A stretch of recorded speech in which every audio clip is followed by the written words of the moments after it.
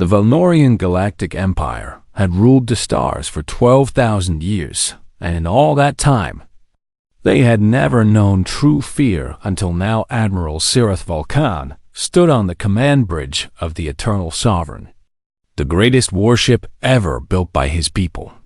And he watched the tactical hologram with a feeling of dread that grew heavier. With each passing moment, the numbers on the display made no sense to him at first, because they were simply too large to believe. 15,000 enemy vessels filled the void ahead of his fleet, and more were arriving every hour through tiers in space that glowed with sickly green light. The Drakther Collective had come, and they had brought death with them. His second-in-command, a young officer named Kira Volthon, stepped closer to him and spoke in a voice that she tried hard to keep steady. "Admiral, the High Council is demanding an update on our defensive position." Cirith did not turn to look at her because he could not take his eyes off the hologram. "Tell them the truth," he said quietly. "Tell them that we are facing an enemy unlike anything we have ever encountered. And tell them that I will hold this corridor or die trying." The Meridian Corridor was the only path between the outer territories in the heart of the Empire, where billions of Valnorian citizens lived their peaceful lives without any idea of the horror that was racing toward them. If this fleet fell, nothing would stand between the Drakther and the core worlds. Cirith had studied the reports from the border systems, and what he had read kept him awake at night with terror that he could never show to his crew. Drakther were not like any enemy the Empire had faced before. They were not conquerors who wanted territory or resources or slaves. They were something far worse. They were hungry. Their ships were not made of metal and circuits like proper vessels should be. Instead, they were grown from living tissue that pulsed and breathed and healed itself when damaged. They were massive creatures that swam through the void like predators, hunting prey.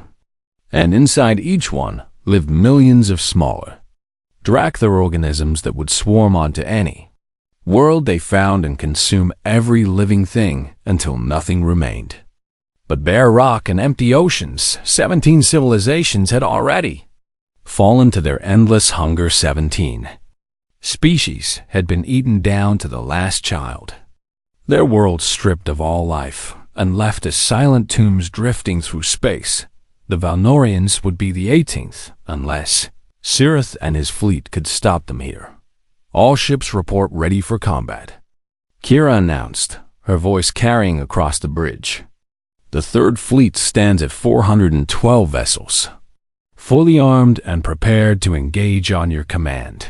400 ships against 15,000. Cirith almost laughed at the absurdity of it, but he kept his face calm and his voice steady because his crew needed to believe that victory was possible, even if he himself had lost that faith hours ago. "Signal the fleet," he ordered. "We advance in standard formation and engage at maximum range with all weapon systems at full power."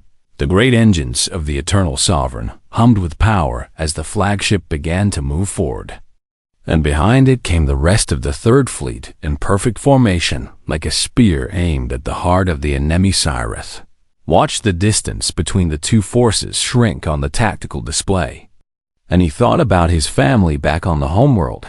His wife would be sleeping now, safe in their home with no idea that her husband was about to fight a battle that could not be. One his children would be dreaming of futures that might never come. He pushed those thoughts away because they would only make him weak. And weakness was a luxury he could not afford. The first Drakther bioships came into weapons range, and Cirith gave the order that began the battle. "All batteries, open fire." The void erupted with light as hundreds of plasma cannons unleashed their fury at the enemy. Bright beams of superheated matter slammed into the Drakther vessels and burned great holes through their living hulls for a few glorious minutes. Cirith allowed himself to hope. The enemy was dying, their ships exploding in clouds of frozen blood and shattered bone. and his fleet was performing beyond all expectations. But then the Dracthyr began to adapt. Their bioships shifted and changed, growing new armor plates that deflected the plasma beams that had killed them moments before. They learned from every death and became stronger because of it. And soon the Imperial weapons were doing almost no damage at all. "Admiral, our weapons are becoming less effective," Kira reported with fear creeping into her voice. "The enemy is adapting faster than we anticipated." Sirith nodded grimly because he had expected this. The reports had warned him that the Dracthyr could evolve in real time, changing their bodies to counter any threat they faced. It was what made them so terrifying and so impossible to defeat. "Continue firing and rotate weapon frequencies," he commanded. "We must buy time for the core worlds to prepare their defenses." The battle raged for 6 hours, and with each passing hour, the Imperial fleet grew. Smaller ships that had served the Empire for centuries were torn apart by Dracthyr boarding swarms or crushed in the jaws of massive bioships that treated metal hulls like the shells of nuts to be cracked. The Pensirith watched his people die one ship at a time, and he felt each loss like a wound in his own flesh. When the fleet had been reduced to less than 200 vessels, he knew that the end was near. "Signal all ships," he said with a heavy heart. "Begin tactical retreat to secondary defensive positions, and may the ancestors guide us all." But before the order could be carried out, something impossible happened. The sensor officer screamed words that made no sense, and every eye on the bridge turned to the tactical hologram where new contacts were appearing from the direction of the Helix.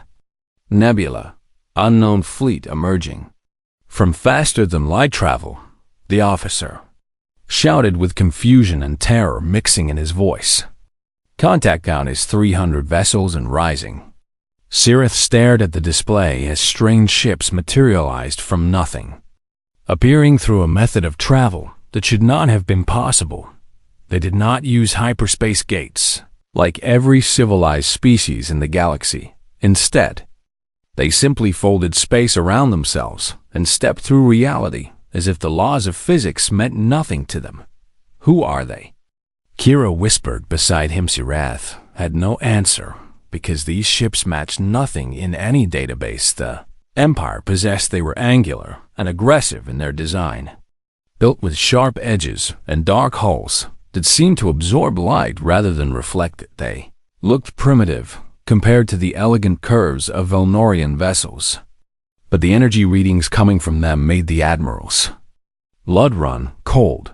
Their smallest ships read as more powerful than his entire fleet combined, and unknown vessels moved toward the Dracthyr Armada in perfect formation. And they did not slow down or attempt to communicate. They simply raised their weapons and prepared to fire. Sirith realized in that moment that whatever happened next would change the galaxy forever. And he was not sure if that change would be salvation or simply a new form of destruction. All he could do was watch and wait and pray that these mysterious newcomers were not simply another kind of predator who had come to claim the scraps. Admiral Sirith Vulcan had seen many strange things in his long career among the stars, but nothing had prepared him for what he witnessed in the moments after the unknown fleet arrived. The mysterious vessels numbered just over 300, which seemed like a small force compared to the 15,000 Dracthyr bioships that filled the void. But there was something about these newcomers that made the Admiral feel as if he was watching something ancient and terrible wake from a long sleep. No communications on any frequency, Kira reported as she studied her console with wide eyes. They are not responding to our hails, and they are not broadcasting any identification signals at all. What can you tell me about their ships? Sirith asked, never taking his eyes from the tactical display. Very little that makes sense, she admitted with frustration clear in her voice. Their hull materials do not match anything in our database, and their power signatures are reading as impossible according to our sensors. Impossible how? They appear to be generating more energy than our models say should be possible from vessels of that size. And their drive systems are using some form of propulsion that our scientists have never even theorized. Cirith felt a chill run down his spine because he understood what that meant. These newcomers were not just unknown. They were operating on principles of technology that made the mighty Valnorian Empire look like primitives playing with fire. The Dracthyr Armada had noticed the new arrivals as well, and the great mass of bioships was beginning to shift its formation to face this unexpected threat. Cirith could almost feel the collective hunger of the Dracthyr turning toward fresh prey. And for a brief moment, he felt something like pity for the unknown fleet that had stumbled into this nightmare. That pity vanished in the next instant when the newcomers opened fire. Cirith had witnessed countless naval battles in his career, and he had seen weapons of every kind unleashed against enemies of the Empire. He had watched plasma cannons turn asteroids into vapor and seen antimatter torpedoes crack open the hulls of enemy battleships. None of it had prepared him for this. The unknown vessels launched a barrage of projectiles that moved so fast they were almost invisible to the naked eye, crossing the vast distance between the two fleets in heartbeats. When those projectiles struck the Dracthyr bioships, they did not explode like normal weapons. Instead, they simply punched through the massive creatures as if their armored flesh was nothing more than paper, continuing on to strike the ships behind them and behind those and behind. Those still single shots were killing dozens of enemy vessels at once, tearing through the Dracthyr formation like needles through silk. By the ancestors, Kira breathed in a voice filled with awe and terror. What are those weapons? Cirith could only shake his head because he had no answer. The tactical display was lighting up with kill confirmations faster than the computer could process them. And the Dracthyr Armada that had seemed so invincible moments ago was now dying in numbers that should have been impossible. But the kinetic weapons were only the beginning. Other vessels in the unknown fleet unleashed beams of energy so concentrated and so powerful that they sliced through Dracthyr dreadnoughts like hot knives through butter, cutting the massive bioships in half with single pulses that lasted less than a second still. Others launched missiles that seemed to have minds of their own, weaving through the chaos of battle to hunt down fleeing enemy ships with patient and terrifying intelligence. The Dracthyr tried to adapt, as they always did, growing new armor and new defenses to counter the weapons that were killing them. But the evolution that had made them unstoppable against every other enemy in the galaxy was useless here. Every time they changed their biology to resist one weapon, the unknown fleet simply switched to another. And there were always more weapons that the Dracthyr had never encountered before. Cirith watched as the greatest naval battle in galactic history unfolded before his eyes. And he realized that he was not watching a battle at all. He was watching an execution. The Dracthyr Collective had consumed 17 civilizations and had never known defeat. But now they were being slaughtered like animals in a hunting ground. Their bioships fled in every direction, abandoning all formation and all strategy in their desperate attempt to escape. But the unknown fleet was faster and more precise, and utterly without mercy, those strange angular vessels moved through the chaos like predators who had found prey too slow and too weak to offer any real challenge. They killed with efficiency that spoke of long practice and absolute confidence. And they showed no hesitation or fear or doubt. Admiral, Kira said in a shaking voice, the Dracthyr are attempting to retreat through emergency, faster than light jumps. Let them go, Cirith replied. We have no reason to stop them. But the unknown fleet apparently disagreed with that assessment. Their vessels accelerated to speeds that should have been impossible for ships of any size, and they pursued the fleeing Dracthyr with relentless determination. Every bioship that tried to escape was hunted down and destroyed before it could complete its jump. And soon the void was filled with nothing but debris and frozen blood and the silent hulks of dead creatures that had once threatened to consume the entire galaxy. The battle lasted exactly 43 minutes from the first shot to the last. In that time, an armada of 15,000 Dracthyr warships was completely annihilated, and the unknown fleet had not lost a single vessel. Cyrith checked the sensor data 3 times because he could not believe what he was reading. But the numbers did not change.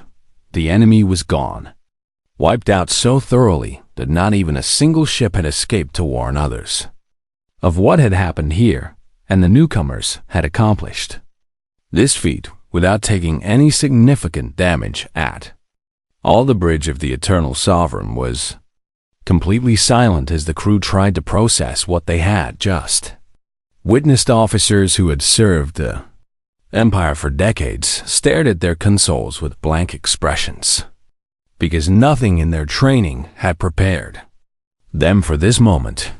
They are turning away, Kira reported in a voice barely louder than a whisper. The unknown fleet is breaking formation and preparing for faster-than-light travel. Cyrith felt a surge of desperate hope mixed with confusion.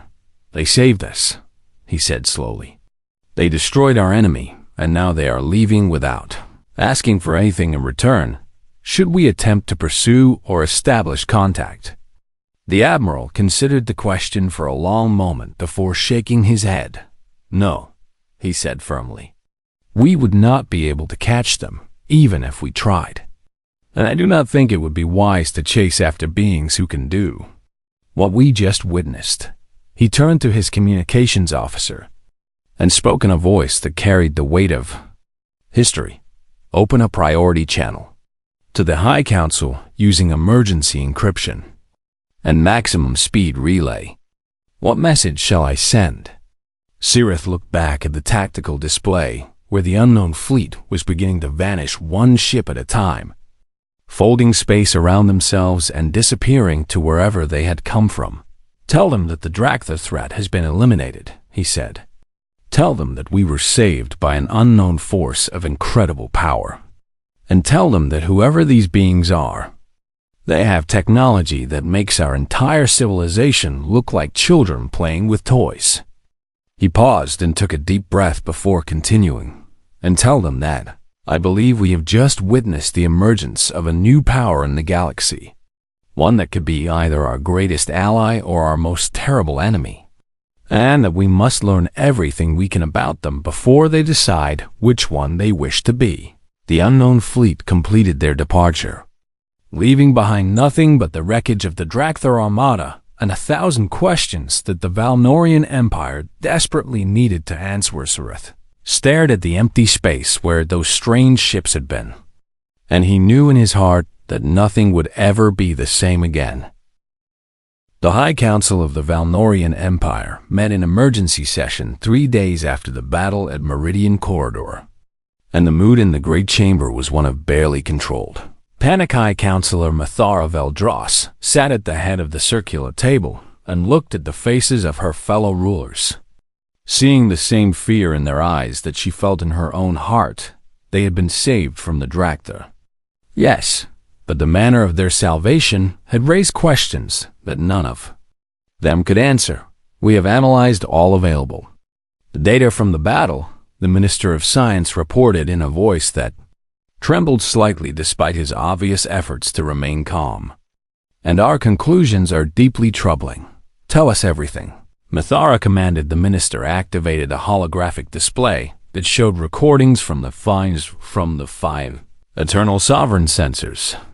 And the council watched in silence as the unknown fleet tore through the Dracthyr Armada with terrifying efficiency. Their kinetic weapons appear to be simple mass driver projectiles, the minister explained. But they are accelerated to velocities that our physics says should be impossible to achieve with any known technology. He zoomed in on one of the strange vessels. Their beam weapons operate on principles we do not understand at all, generating coherent energy at power levels that would require a small star to produce according to our models. And yet they are doing it with generators that fit inside ships smaller than our standard frigates. How is that possible? One of the other counselors demanded.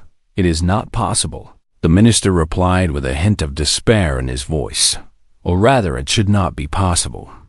Which means that everything we thought we knew about the fundamental limits of technology is wrong. He changed the display to show a frozen image of one of the unknown ships.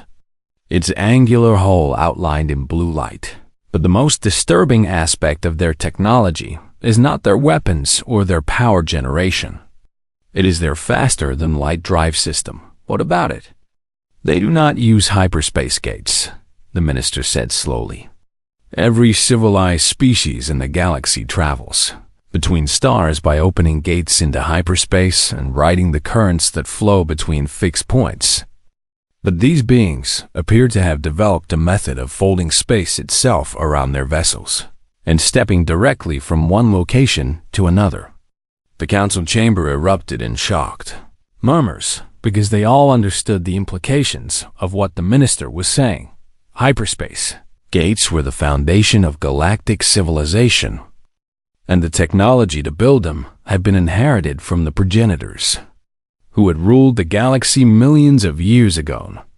Species since then had ever developed a different method of faster-than-light travel because the physics simply did not allow for any other approach, or so they had believed. If they can travel without gates, Mithara said quietly, then they can appear anywhere in the galaxy without warning, and we would have no way to stop them or even detect them before they arrived. That is correct, the minister confirmed. Our entire defensive strategy is built around controlling access to hyperspace gates, but against an enemy who does not need those gates. All of our fortifications and patrol routes are meaningless. The Minister of Intelligence stepped forward and cleared his throat.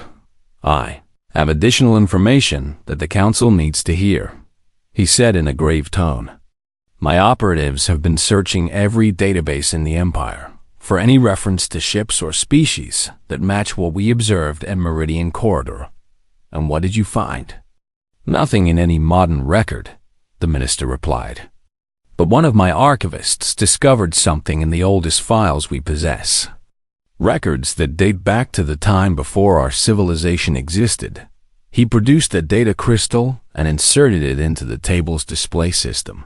These files were created by the progenitors themselves, the ancient race that built the hyperspace gates and ruled the galaxy before mysteriously disappearing 10 million years ago. The hologram changed to show a planet that most of the Council did not recognize.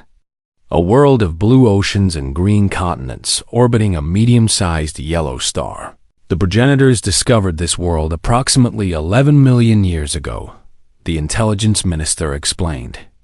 At that time, it was inhabited by a primitive species that had only recently learned to use fire and simple stone tools. Why would the progenitors care about primitives? Another counselor asked with confusion. Because they analyzed the genetic structure of this species and were disturbed by what they found, the minister answered. According to their records, this species possessed neural plasticity far beyond anything else in the galaxy, meaning their brains could adapt and change and learn at rates that no other known form of intelligent life could match. He paused to let that sink in before continuing, combined with predatory instincts, tribal cooperation patterns, and what the progenitors called unprecedented problem-solving creativity. This species was projected to advance technologically at a pace that would eventually allow them to surpass every civilization in the known universe.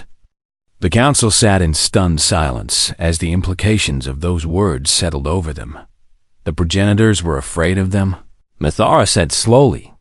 They found a species of primitives on a single world, and they were afraid of what that species might become. Yes, the minister confirmed. So afraid that they took extraordinary measures to contain the threat. The display changed again to show a complex network of satellites and stations surrounding the yellow star and its planetary system. They built a quarantine zone around the entire star. system, the minister explained. Sensor blocking fields to hide it from detection. Faster than light interdiction barriers to prevent anything from leaving. And warning beacons that told any passing ship to stay away under penalty of death. They imprisoned them, a counselor whispered with horror in her voice. They tried to ensure that this species would never reach the stars. The minister agreed. The progenitors hoped that the primitives would destroy themselves through war or environmental collapse before they ever developed space travel. But they did not destroy themselves, Mathara said. And it was not a question. No, High Counselor, they did not. The intelligence minister brought up the final piece of data. A single word in the ancient progenitor script with its translation floating beside it. The progenitors called this species by a name that translates roughly to ground. Walkers or earth dwellers in our language, he said. But in their own tongue, they call themselves something simpler. What? Humans, the minister said. They call themselves humans. And based on what we witnessed at Meridian Corridor, I believe they broke through the progenitor quarantine long ago and have been watching us from the shadows ever since. Mithara stared at the holographic image of that distant blue world and felt a chill settle into her bones.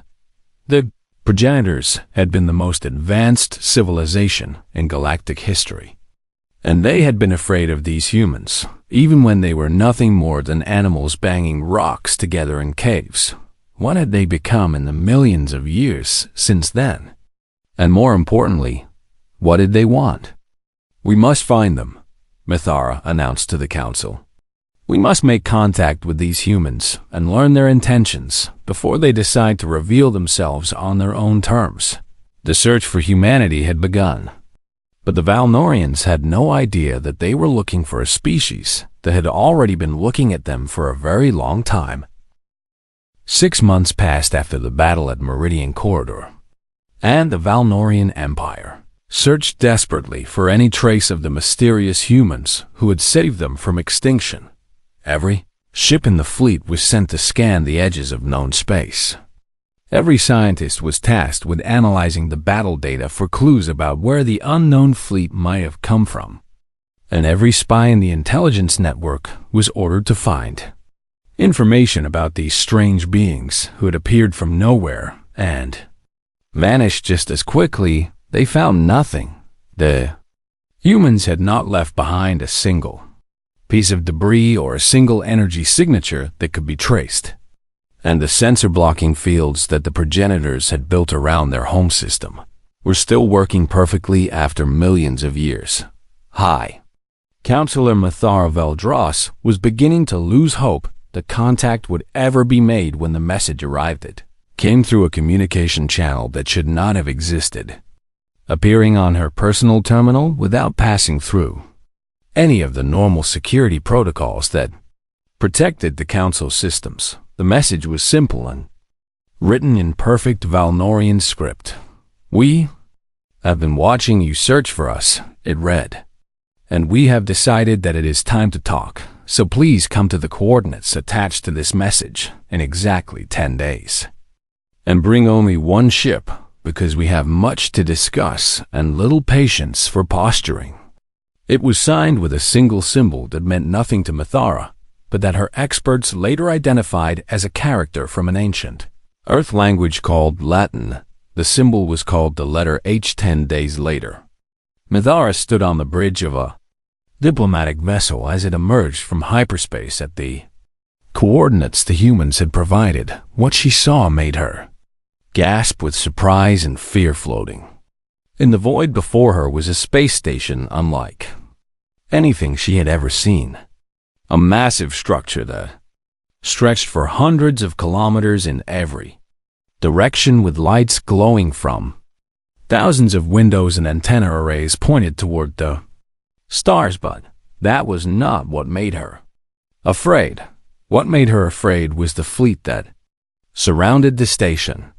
Hundreds of those angular warships arranged in perfect formation like soldiers standing at attention. Each one of those vessels had proven capable of destroying entire Drakthar bioships with single shots. And now there were more of them in one place than Mithara could count. They could wipe out our entire civilization in a matter of days. Her captain whispered beside her. If they wanted to, there would be nothing we could do to stop them. Mithara nodded grimly, because she had already done the math herself. Which raises the question, she replied. Why have they not done so already? A voice came through the communication system, speaking in accented but understandable Valnorian. Welcome to Station Unity, High Counselor Veldros. And please dock at the port we are highlighting now, because Ambassador Chun is eager to meet with you. The diplomatic vessel followed the indicated path through the forest of warships. And Mithara could not help but study each one they passed. The human ships were beautiful in a strange and unsettling way, built with sharp angles and aggressive lines that spoke of a species that valued function over form, and that had never forgotten that the universe was a dangerous place when the vessel docked and Mithara stepped through the airlock onto the station. She found a single figure waiting for her. He was smaller than she had expected, barely coming up to her chest in height, with soft skin that had no scales or armor plating, and eyes that seemed too small and too close together. He looked fragile, almost delicate, like a creature that evolution had forgotten to give proper weapons. But when he smiled and extended his hand in what she had been told was a human greeting gesture, she saw something in those small eyes that made her understand why the progenitors had been afraid there. Was intelligence there, vast and calculating and patient? And behind that intelligence was a will that had survived millions of years of isolation and had emerged stronger than ever.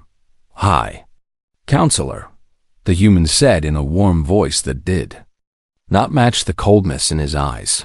I am Ambassador Chun, and I am so very pleased to finally meet you face to face. Mithara took his hand and shook it as she had been instructed, feeling how soft and weak his grip seemed compared to her own. Ambassador, she replied carefully. The Valnorian Empire owes your people a great debt for saving us from the Drakthar, and I have come to offer our thanks and to learn what you want in return. Chun's smile widened slightly. Straight to business, he said with what sounded like approval. I appreciate that quality in a diplomat. So let us walk and talk, and I will tell you everything you wish to know. They walked through the corridors of the station, and Mithara was surprised to see that it was not a military installation as she had assumed. Instead, it appeared to be a civilian habitat, filled with humans of all ages going about their daily lives. Children ran past them laughing. Workers carried tools and equipment, and elderly individuals sat on benches watching the activity with peaceful expressions. You seem surprised, Chun observed. I expected a fortress, Mithara admitted. Not a city. We have enough fortresses, Chun replied. This station was built to be a home, a place where our people could live and work and raise families far from the wars that once nearly destroyed us. Wars among yourselves? The ambassador's expression darkened briefly. We are not a peaceful species, High Counselor. And for most of our history, we fought each other with the same ferocity that we later turned against the Drakthar. But we learned eventually that cooperation was more powerful than conflict. And now we reserve our aggression for threats that come from outside our civilization.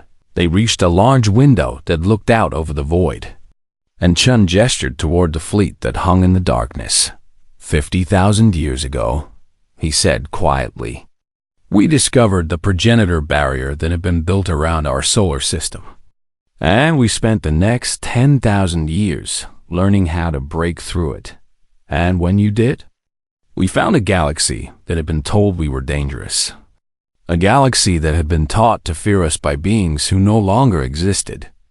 And we realized that if we revealed ourselves too quickly, every civilization in the known universe would unite against us out of fear.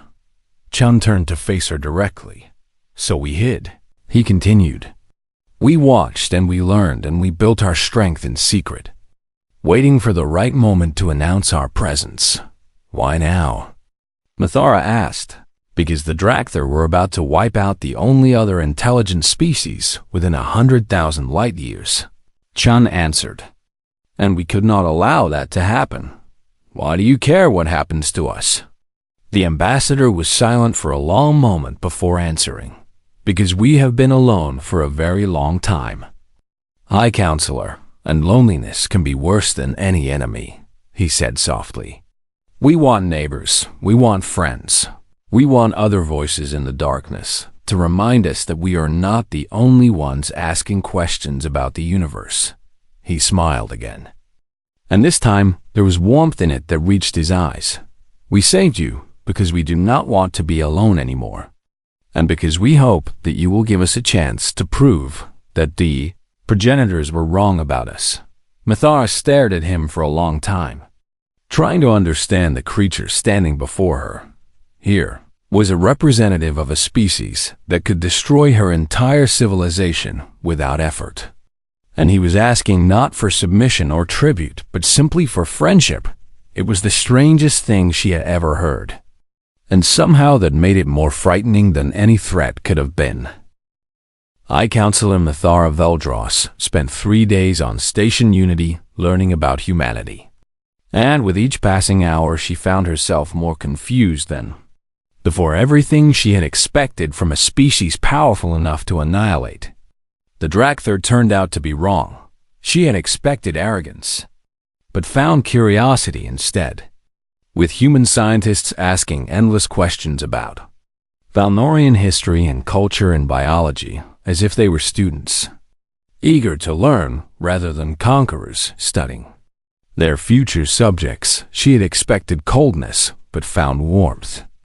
With ordinary humans inviting her to share meals with their families and telling her stories about their lives with an openness that would have been considered improper among her own people. She had expected demands, but received only offers. With Ambassador Chun presenting a list of technologies that humanity was willing to share freely and asking only for cultural exchange and friendship in return on the final day of her visit. Mithara sat alone with Chun in a small garden at the heart of the station where real plants grew under artificial sunlight, and water flowed through streams that wound between beds of flowers. I must ask you something, she said slowly, and I need you to answer honestly. Of course, Chun replied. The progenitors were afraid of your species, Mithara said. They built a prison around your world because they believed you would become a threat to the entire galaxy. So tell me the truth. Were they right to be afraid? Chun did not answer immediately. And when he finally spoke, his voice was heavy with something that might have been regret. Yes, he admitted. They were right to be afraid. Because everything they predicted about us came true. Mithara felt her hearts begin to beat faster. Explain. We did become more powerful than any civilization in the galaxy, Chun said. We did develop technology that makes the progenitors themselves look primitive by comparison. And yes, we do have the ability to conquer or destroy any species we choose. He paused and looked at her with those small, intense eyes. But the progenitors made a mistake in their analysis, he continued. They studied our biology and our psychology, and they concluded that we were nothing more than clever predators, who would inevitably turn our aggression outward and consume everything in our path. And they were wrong. They were incomplete, Chun corrected. Yes, we are predators, and yes, we are aggressive, but we are also something else that the progenitors failed to understand. What? We are lonely, Chun said simply. Evolution made us social creatures who need connection with others to be happy. And spending millions of years trapped in a single star system taught us just how terrible true isolation can be. He stood and walked to the edge of the garden where a window looked out at the stars. We could conquer you, he admitted. We could enslave your people and strip your worlds and add your resources to our own. But what would be the point? We would be just as alone as we were before, surrounded by slaves who feared us rather than equals who chose to be our friends. Mithara joined him at the window. "You saved us because you were lonely," she said slowly. "Still trying to understand. We saved you because we want what the progenitors never gave us the chance to have," Chan replied. "We want to be part of something larger than ourselves. A community of civilizations that work together and learn from each other and face the challenges of the universe side by side." He turned to face her. "The progenitors looked at us and saw monsters," he said. "They saw predators who would devour everything we touched. But they were wrong, because they never understood that the most powerful force in human nature is not our aggression. What is it then?" "Our need to belong," Chan answered. "Our desperate, aching need to not be alone." Mithara stared at him for a long moment. And then she did something that surprised even herself. She laughed. It was not a laugh of mockery or disbelief, but a laugh of relief.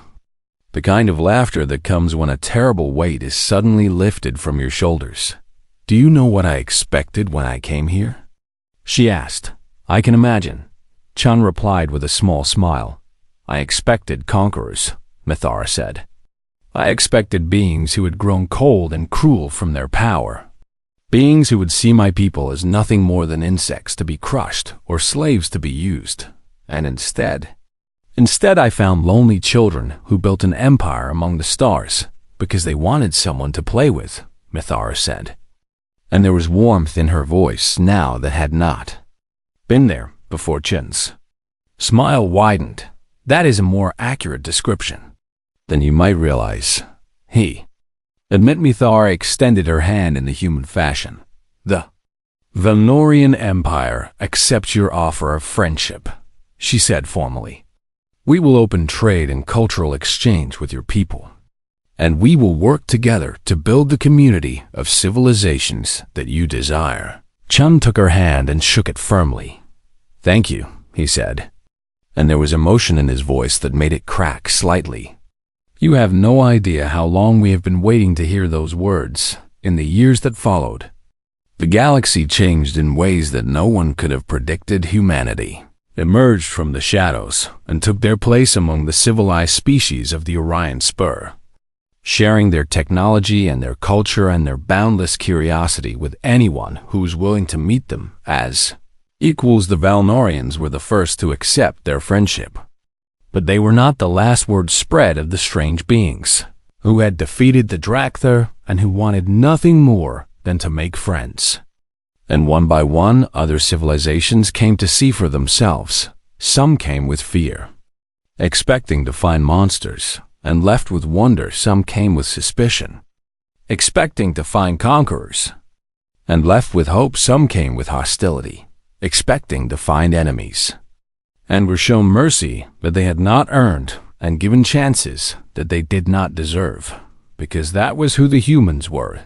They were predators who chose not to prey, warriors who preferred to build rather than destroy, and lonely children who had finally found the family they had been searching for across all the long ages of their isolation. Admiral Sirath Valkan lived to see the signing of the Galactic Friendship Accord, the document that formally united humanity with the Valnorian Empire and 17 other species in a pact of mutual defense and cooperation. He stood in the great hall where the ceremony took place, surrounded by beings of a dozen different species, and he watched as Ambassador Chun signed his name alongside Counselor Mithara Veldrosh, remembered the terror he had felt on that day at Meridian Corridor when the unknown fleet had appeared from nowhere. And he smiled because he understood now that what he had witnessed was not the arrival of a new threat. It was the return of a lost child who had finally found their way home. The progenitors had tried to cage humanity because they feared what humans might become. But they had failed to understand the most important truth: humans were never meant to be alone. And now that they had found others to share the universe with, they would never be alone again, and that, Sirath realized, was the greatest gift that any species could ever give or receive: the gift of belonging, the gift of friendship, the gift of not being alone in the vast and endless dark.